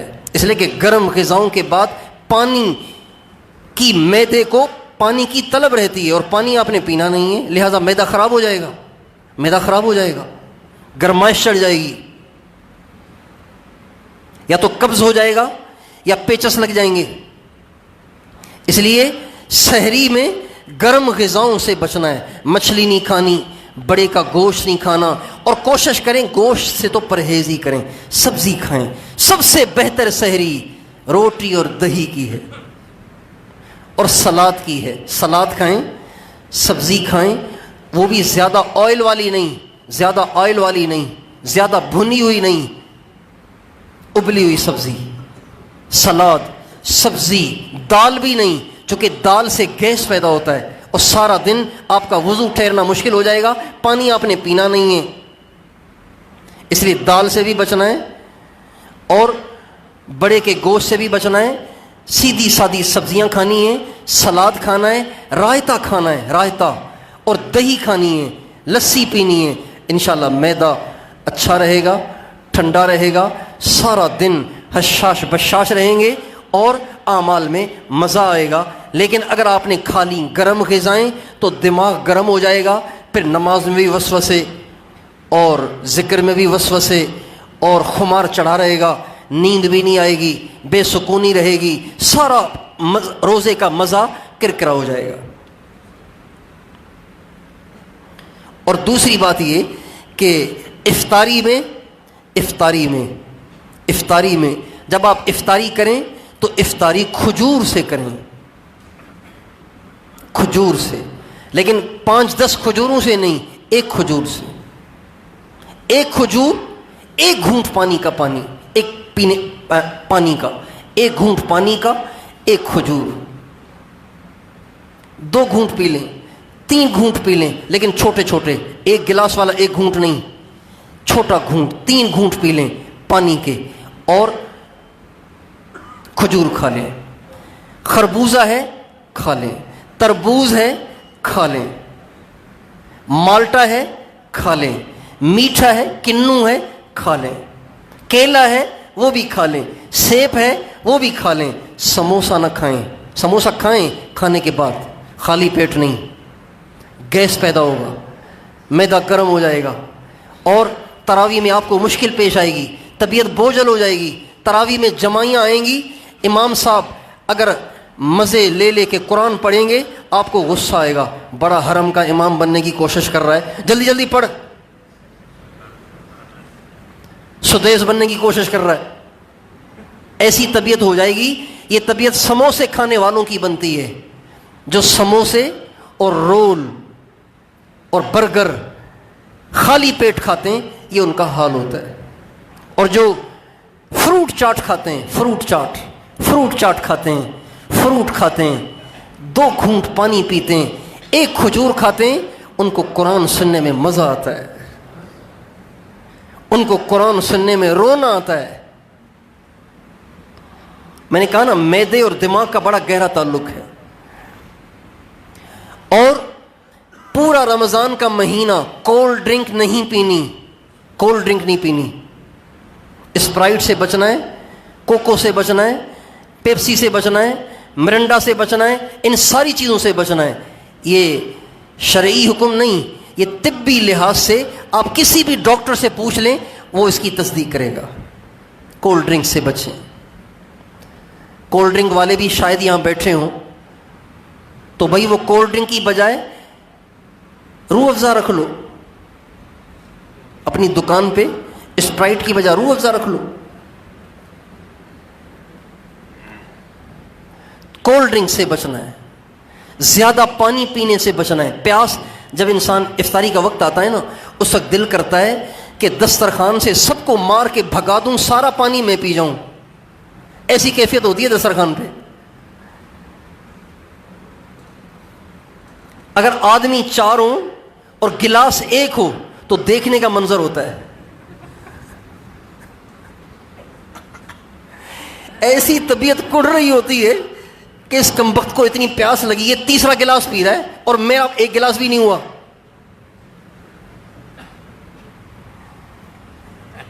شدید پیاس ہوتی ہے نا، لیکن اس وقت کنٹرول کرنا ہے، صحت کے لحاظ سے بہت مفید ہے۔ 3 घूंट पिए, 3 घूंट पिए, ज्यादा ना पिए। पानी जितना ज्यादा पिया जाएगा उतनी प्यास बढ़ती है, और जितना चुस्कियां लेके, हमारे नबी का इरशाद है, पानी चुस्कियां लेके पियो।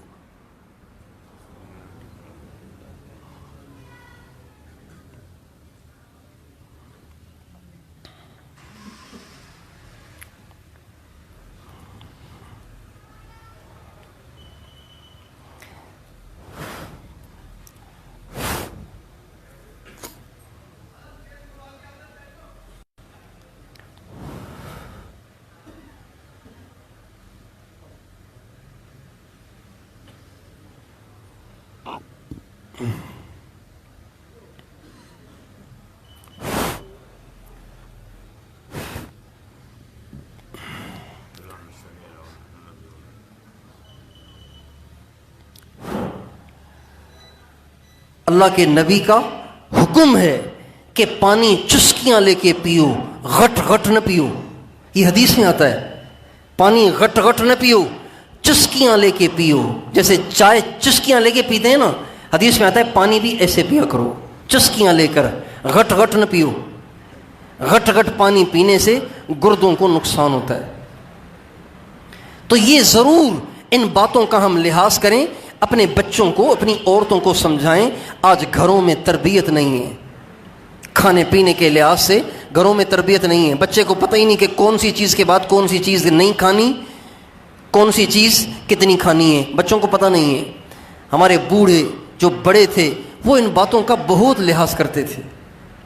अब वो सारे मर गए, दुनिया से चले गए। अब आ गई ये नौजवान नस्ल, इनको पता ही नहीं, सवाए टिकटॉक और फेसबुक और यूट्यूब के इनको पता ही नहीं कुछ। इसलिए ये सारी बातें अहम हैं जिसको हमें इख्तियार करना है। सेहत को बचाने के लिए, सेहत का बचाना, सेहत की हिफाजत, ये भी हमारे नबी की सुन्नत है। सुन्नत समझ के खाली पेट पकोड़े से बचें, सुन्नत समझ के खाली पेट समोसे से बचें, सुन्नत समझ के खाली पेट भारी और सकील ग़िज़ा से बचें, सुन्नत समझ के। सुनिए, हमारे नबी हज़रत अली के साथ एक अंसारी सहाबिया औरत के घर चले गए। वहाँ खजूर के खोशे लटक रहे थे। आप अलैहिस्सलाम खजूर तोड़ तोड़ के खाने लगे। हज़रत अली ने देखा कि मेरे आका खजूर खा रहे हैं, तो वो भी खजूर खाने लगे। जब वो खजूर खाने लगे तो आपने फरमाया, मह, छोड़, हट, न खा। क्यों? इन्नका नाक़िहुन, अली आप अभी तो बुखार से उठें, अभी तो आप बुखार से उठें, अभी तो आप बुखार से उठें। जब इंसान बुखार से उठता है उसका मैदा कमज़ोर होता है, इसीलिए कहते हैं कि भाई जो बुखार से उठे उसे रोटी न दो, उसे खिचड़ी खिलाओ। कहते हैं ना, खिचड़ी खिलाओ। क्यों खिचड़ी खिलाओ? इसलिए कि मैदा उसका अभी कमज़ोर है, सकील ग़िज़ा को हज़म नहीं करेगा। उलमा किराम इस हदीस की रोशनी में फरमाते हैं परहेज़ करना वाजिब है। अपनी सेहत की हिफाजत करना क्या है, सब बताओ। अपनी सेहत की हिफाजत करना क्या है? जो शुगर के मरीज़ हैं और वो रसगुल्ले खा रहे हैं, और वो चमचम खा रहे हैं, और वो पतीसे खा रहे हैं, और कहते हैं अल्लाह से होता है, ये जाहिल हैं।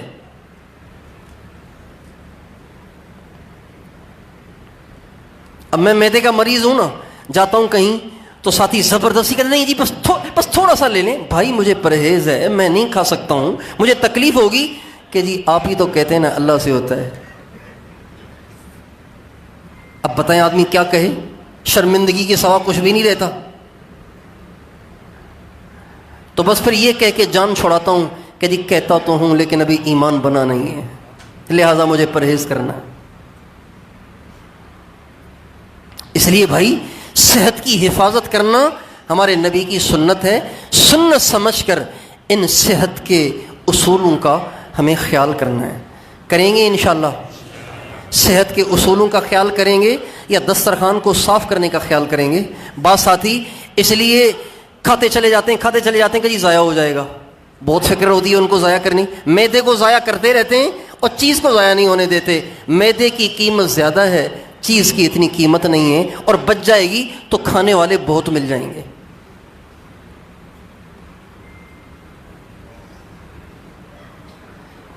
اللہ تعالیٰ ہمیں رمضان کا مہینہ صحیح گزارنے کی توفیق دے۔ یہ جو میں نے دو باتیں عرض کی ہیں نا سحری افطاری کے لحاظ سے، یقین جانیے نفس نہیں مانے گا، آپ اس کو مان کے اس کے مطابق کر کے دیکھیں، اتنا خوبصورت اور میٹھا اور لذیذ رمضان گزرے گا کچھ نہ پوچھیں۔ اور جو لوگ اس کا لحاظ نہیں کرتے، رمضان کا مہینہ ان کے لیے سونے کا مہینہ ہوتا ہے، سوتے رہتے ہیں، سارا دن سوتے رہتے ہیں، فجر پڑھ کے سو گئے، پھر ظہر پڑھ کے سو گئے، عصر کے بعد بڑی مشکل سے جاگتے ہیں، مغرب پڑھ کے افطاری کر کے پھر سو جاتے ہیں، پھر تراویح پڑھ کے پھر سو جاتے ہیں، سوتے ہی رہتے ہیں، اس لیے کہ صحت کے اصولوں کا خیال نہیں کرتے۔ اللہ تعالیٰ ہم سب کو توفیق دے، اور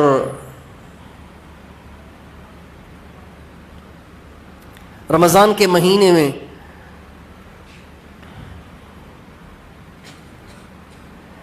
اللہ کے نام پہ خرچ بھی کرنا چاہیے۔ ہمارے نبی صلی اللہ علیہ وسلم رمضان میں اتنے سخی، آپ تو ویسے ہی سخی تھے، لیکن رمضان میں آپ اتنے سخی ہو جاتے تھے کہ بس جیسے ہوا چل رہی ہے، آیا اور لٹایا، آیا اور لٹایا، آیا اور لٹایا، یہ آپ کی عادت شریفہ ہوا کرتی تھی رمضان کے مہینے میں۔ تو ہم بھی رمضان میں جتنے سخی اب ہیں نا، اس سے زیادہ سخی ہونے کی کوشش کریں۔ رمضان کے مہینے میں کریں گے کوشش، اور نہیں تو روزانہ کچھ نہ کچھ صدقہ نکال دیا کریں۔ مقرر کرنے سے عمل کرنا آسان ہو جاتا ہے۔ اپنی استعداد کے، اپنی طاقت کے لحاظ سے روزانہ 100 روپے نکالنے کی نیت کر لیں، 200 روپے، 500 روپے، 1000 روپے، 10,000 روپے، جس کو اللہ جتنی توفیق دے، روزانہ رمضان میں صدقہ نکال لیا کریں، تاکہ بات بھول نہ جائے، اور آپ علیہ السلام کی جو سخاوت رمضان میں بڑھ جاتی تھی، اس سنت پہ عمل بھی ہو جائے۔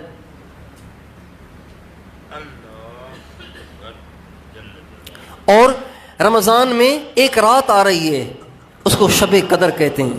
اس کو کیا کہتے ہیں؟ شب قدر۔ لیلۃ القدر خیر من الف شہر، ایک رات وہ ایسی ہے، ایک رات وہ ایسی ہے، ایک رات وہ ایسی ہے جو 1000 مہینوں پہ بھاری ہے، 1000 مہینوں سے زیادہ بہتر ہے۔ 1000 مہینے تقریباً 82-83 برس بنتے ہیں، 82 سال کی عبادت سے زیادہ بہتر ہے، 82 سال کی عبادت سے زیادہ بہتر ہے اس ایک رات میں عبادت کرنا۔ اس ایک رات کی عبادت کا مطلب ساری رات نہیں ہے، ساری رات نہیں ہے، اس رات میں کچھ دیر بھی کسی کو عبادت کی توفیق ہو گئی، سمجھ جاؤ کہ اس نے 82 برس عبادت کر دی۔ اور وہ رات یا تو 21 کی بنتی ہے، یا 23 کی بنتی ہے، یا 25 کی بنتی ہے، یا 27 کی بنتی ہے، یا 29 کی بنتی ہے، انہی میں سے کوئی رات ہے، اس کے علاوہ نہیں ہے۔ تو ان 5 راتوں میں ہمیں اور دنوں سے زیادہ اہتمام کرنا چاہیے۔ صلاۃ التسبیح پڑھ لیں تو لمبی عبادت بھی ہو جائے گی، لمبی عبادت ہو جائے گی۔ صلاۃ التسبیح میں عام طور پر 25 منٹ، 20 منٹ، آدھا گھنٹہ لگتا ہے۔ جن کی رفتار تیز ہے وہ 15 منٹ میں پڑھ لیتے ہیں۔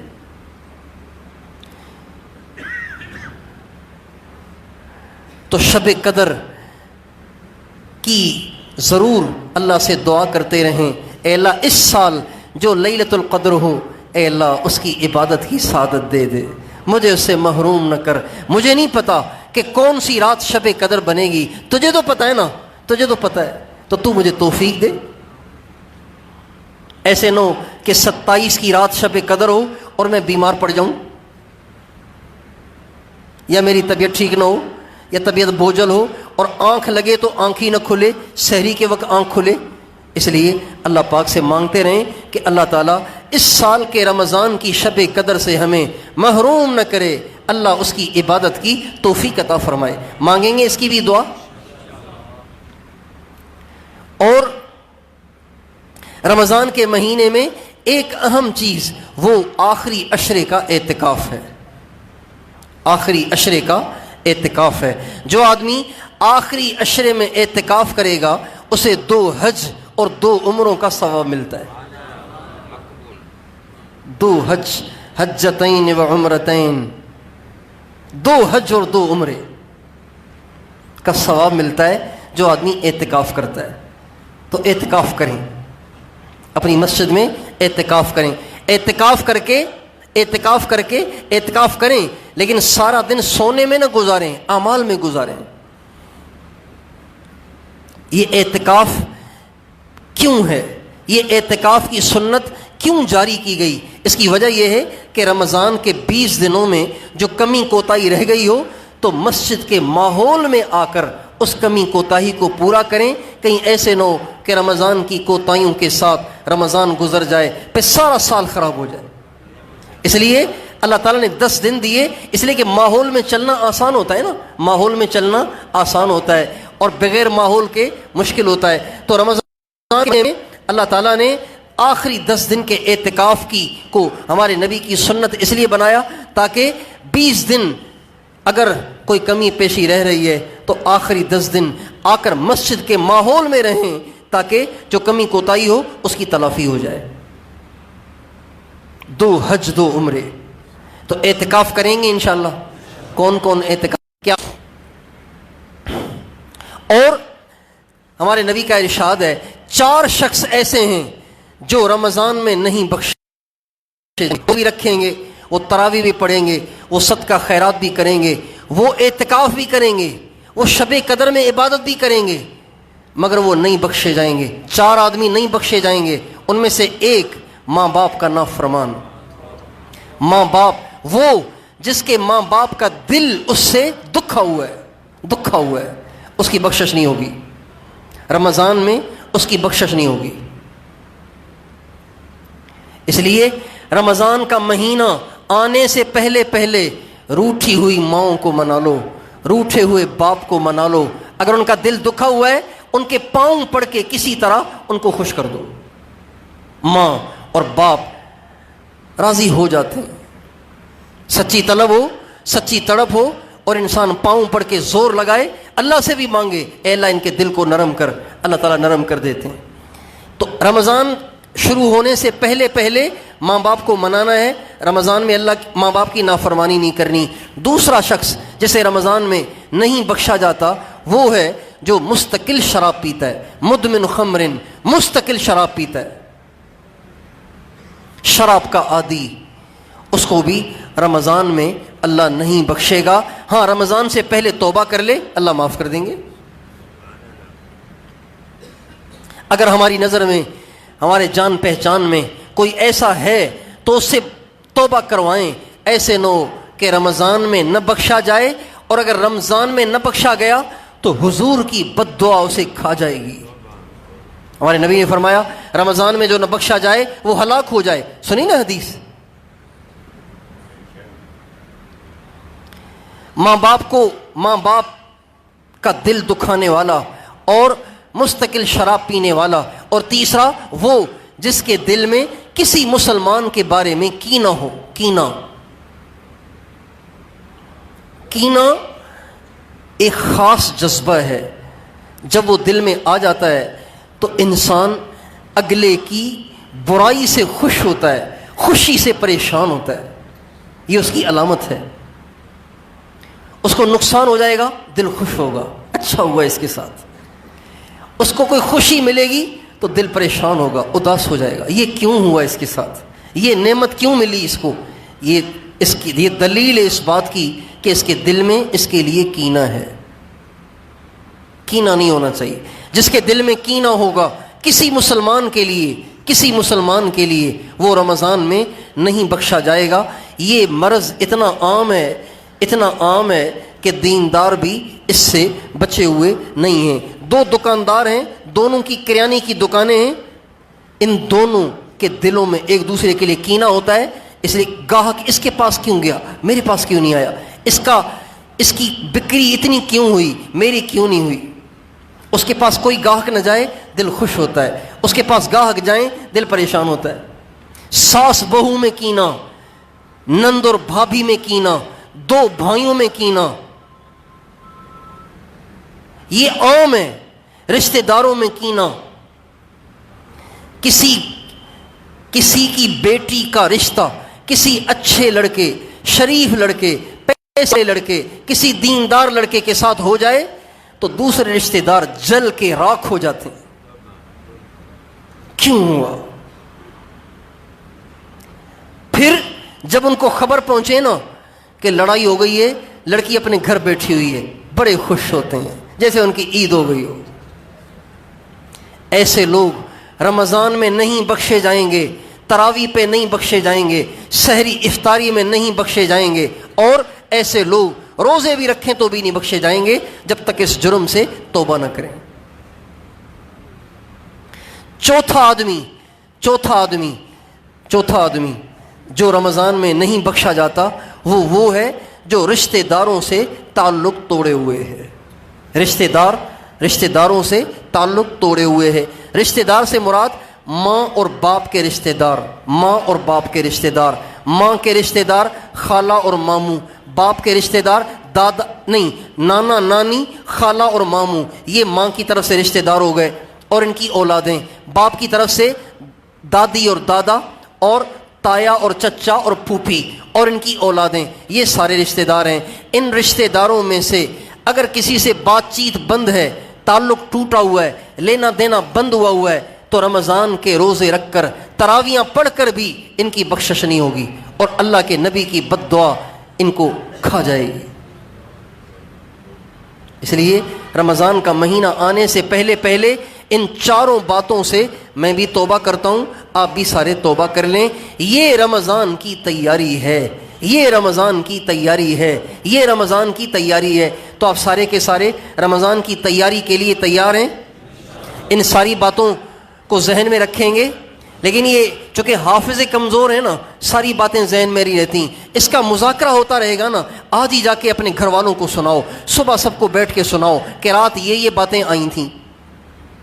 پھر ہمارے ساتھیوں نے واٹس ایپ گروپ بنایا ہوا ہے، اس میں اگلے دن بیان بھی بھیج دیتے ہیں، تو اس میں ساری باتیں آپ بار بار سنتے رہیں گے اور اس کو یاد کرتے رہیں گے تو پورا مہینہ یہ باتیں مد نظر رہیں گی اور عمل کرنا آسان ہو جائے گا. تو بھائی کوشش کریں گے انشاءاللہ. اللہ تعالی ہم سب کو توفیق عطا فرمائے.